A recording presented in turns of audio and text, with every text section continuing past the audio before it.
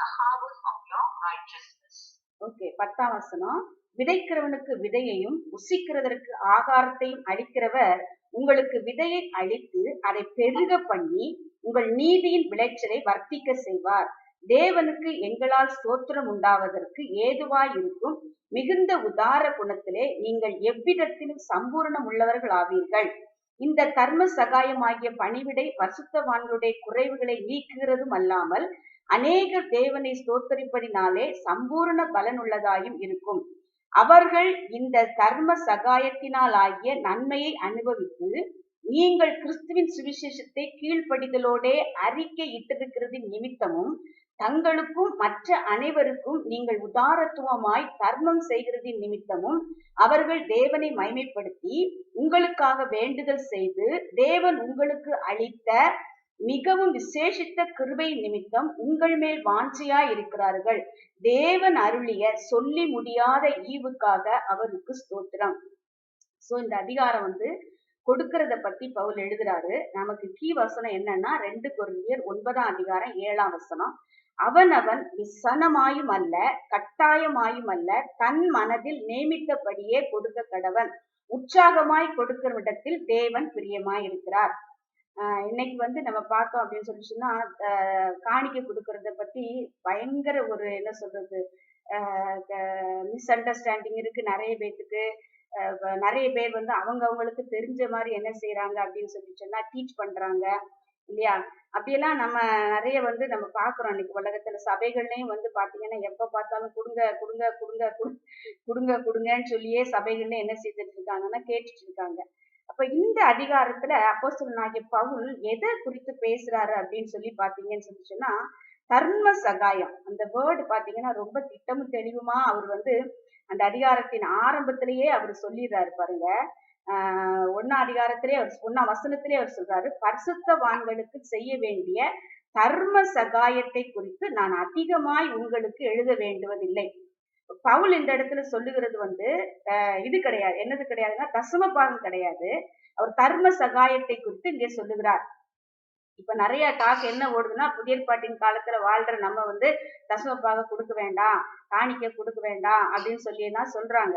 ஆனா வேதம் நமக்கு நீங்க பரிசுத்தவான்களுக்கு அவர் என்ன செய்யறப்ப தர்ம சகாயம். என்கிட்ட கேட்டீங்கன்னா என்னுடைய நாலேஜ் படி தசம பாகம் கொடுத்தா உனக்கு ஆசீர்வாதம், காணிக்கை கொடுத்தா உனக்கு ஆசீர்வாதம். ஏன்னா வேதம் சொல்லுது கொடுங்கள் உங்களுக்கு கொடுக்கப்படும். இப்ப ஆண்டவர் நமக்கு விதையை கொடுத்திருக்காரு. அதனாலதான் அந்த 9ஆம் வசனம் 7ஆம் வசனம் அழகா சொல்லுது பாருங்க. அந்த 6ஆம் வசனம், பின்னும் நான் சொல்லுகிறது என்னவெனில் சிறுக விதைக்கிறவன் சிறுக அறுப்பான், பெருக விதைக்கிறவன் பெருக அறுப்பான். இப்ப ஆண்டவர் நம்ம கையில விதையை கொடுத்திருக்கிறாரு. நம்ம அதை பெருக விதைச்சோன்னு சொல்லி சொன்னாதான் இப்ப ஒரு நெல்லு போட்டா 10 நெல்லு கிடைக்கிற மாதிரி அந்த 10 நெல்லை நீங்க போட்டீங்கன்னா 100 நெல்லு நமக்கு கிடைக்கும் இல்லையா. ஒரு விதையை போட்டா ஒரு மரம் வளரும். அந்த மரத்துல இருந்து வர்ற விதையை நம்ம விதைச்சிட்டே இருந்தோம்னு சொன்னா நிறைய மரங்களை நம்ம என்ன செய்யலாம், உருவாக்க முடியும். அதுதான் அந்த காணிக்கை கொடுக்கறதுல கான்செப்ட்.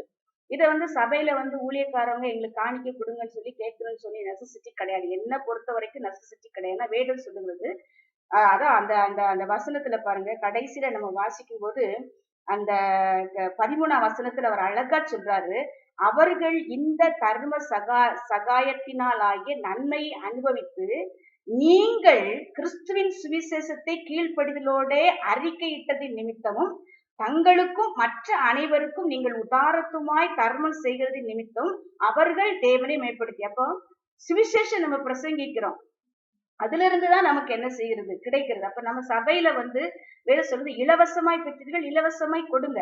ஆண்டவர் நமக்கு இலவசமா ரட்சிப்பு கொடுத்தாரு, இலவசமா பரிசுத்தாவியை கொடுத்தாரு, இலவசமாய் நம்முடைய ஜீவனோடு வைத்திருக்கிறார். சுவிசேஷம் அறிவிக்க வேண்டியது நம்ம மேல் விழுந்த கடமை. நம்ம போய் எங்களுக்கு காணிக்கை கொடுங்கன்னு சொல்லி நம்ம கேட்க வேண்டிய அவசியம் இல்லை. ஏன்னா நம்மை போஷிக்கிறவர் ஆண்டவர். யாரை கொண்டு எந்த வேளையில எப்படி நம்மளை போஷிக்கணும்னு சொல்லி ஆண்டவருக்கு தெரியும். அப்ப அவருடைய சுவிசேஷ பணியை நம்ம செய்துட்டு போயிட்டே இருந்தோம்னு சொன்னா நமக்கு தேவையானது அவர் தருவார். நம்ம யாரையுமே நம்பி மனுஷங்க அழைச்சாங்க அல்லது மற்றவங்க அழைச்சாங்கன்னு சொல்லி நம்ம ஊழியத்துக்கு வரல இல்லையா. ஆண்டவர் அழைச்சாருன்னு சொல்லி நம்ம ஊழியத்துக்கு வர்றோம். ஆண்டவர் நமக்கு கொடுத்த கடமைன்னு சொல்லி நம்ம ஊழியத்துக்கு செய்யறோம். இப்ப நம்ம அதுக்கு பலனை அங்க இருந்துதான் நம்ம எதிர்பார்க்கணும். அதை நம்ம ஜனங்களிடத்துல எதிர்பார்க்க வேண்டிய அவசியம் கிடையாது.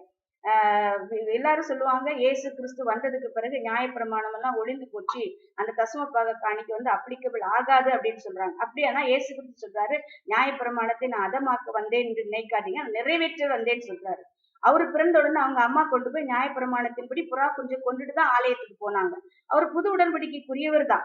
அவர் சிலுவையில மறிக்கிற வரைக்கும் அவர் செய்ய வேண்டிய கடமை அவங்க அம்மா செய்யதான் செய்தாங்க இல்லையா? அதனால இயேசு கிறிஸ்துவே சொல்றாரு, அதை நான் அதமாக்க வரல, அதை நிறைவேற்றி தான் வந்தேன் அப்படின்னு சொல்றாரு. அப்ப கொடுக்கிறது வந்து அதனாலதான் அவர் சொல்றாரு, அந்த 9ஆம் அதிகாரம் 7ஆம் வசனத்துல, அவனவன் விசனமாயும் அல்ல கட்டாயமாயும் அல்ல தன் மனதில் நியமித்தபடியே, அழகா சொல்றாரு பாருங்க, உன் மனசுல உனக்கு ஆண்டவர் என்ன கொடுத்திருக்கிறாரு? சரீர சுகம் பல கொடுத்திருக்கிறாரா? 4 பேத்துக்கு நடந்து போய் சுவிசேஷம் சொல்லு. போக முடியலையா? உன்னோட காசு கொடுத்திருக்கிறாரா? உன் காசை கொடுத்து சுவிசேஷம் பரவுறதற்கு உதவி செய்யும். அதுவும் உனக்கு முடியலையா? ஒவ்வொரு மணி நேரம் நம்ம இந்த ஜெபிக்கிறோம் இல்லையா? இது மாதிரி சகோதரிமார்களா கூடி முட்டி போட்டு அழிந்து போகிற ஆத்துமாக்களுக்காக நீங்க என்ன செய்யுங்க? ஜெபம் பண்ணுங்க. இது எல்லாமே வந்து என்னதான் ஆண்டவருக்கு பிரியமானதா. அதை நம்ம செய்யும் போது ஆண்டவர் ஆசீர்வதிப்பார். இந்த இடத்துல பவுல் விசேஷமா எதை சொல்றாருன்னா தர்ம சகாயம். இந்த தர்ம சகாயம் என்னன்னு பாத்தீங்கன்னா, திருப்பி நமக்கு தர முடியாத ஒருவங்களுக்கு நம்ம செய்யறது. புரியுதுங்களா? ஏசு கிறிஸ்து கொடுக்கும்போது சொல்றார், நீங்க வந்து கொடுக்கறது வந்து திருப்பி அவங்களுக்கு உங்களை போன்றவங்களே நீங்க அழைத்து விருந்து வச்சு உங்க போன்றவங்களையே நீங்க கூட்டி கூட்டி சேர்த்தீங்கன்னா பலன் என்ன? நீ இன்னைக்கு 10 வெள்ளி கொடுத்தன்னு சொன்னா நாளைக்கு அவ வரும்போது 10 வெள்ளி கொடுக்க முடியும், 5 வெள்ளியாவது எழுதிட்டு போவாவா. அந்த 10 வெள்ளிய 1 வெள்ளி கூட கொடுக்க முடியாத ஒருத்தருக்கு நீ கொடுத்தன்னா அவன் திருப்பி தர மாட்டான். ஆண்டவர் அதை நமக்கு 2 மடங்காக என்ன செய்வார்? திருப்பி தருவார். இதுதான் அந்த கொடுக்கறதுல உள்ள சத்தியம். இது வந்து உலக பிரகாரமான காணிக்கை கொடுக்கறது மாத்திரம். நம்ம இன்னைக்கு பாடின பாட்டின்படி நம்முடைய ஆவி, ஆத்மா, சரீரம் முழுவதுமே ஆண்டவருக்கு நம்ம ஜீவ பலியா கொடுக்கும் போது அவர் சொல்றதுதான், நீங்களே அந்த ஆலயமா இருக்கிறீர்கள். அப்ப ஆண்டவருடைய ஆலயமா நமக்கு இருக்கிற எல்லாவற்றையும் நம்ம கொடுத்துட்டோம் அப்படின்னு சொல்லிச்சுன்னா நமக்கு தேவையான ஆசீர்வாதங்கள் ஏற்ற வேளையில ஆண்டவர் நமக்கு தருவார். சரிங்களா? இதுதான் இன்னைக்கு நான் உங்களோடு பகிர்ந்து கொள்ளக்கூடிய சத்தியம். கர்த்தர் தாமே நம்மை ஆசீர்வதிப்பாராக. ஆமென். ஜெபிப்போமா? அன்பின் பரலோக தகப்பனே,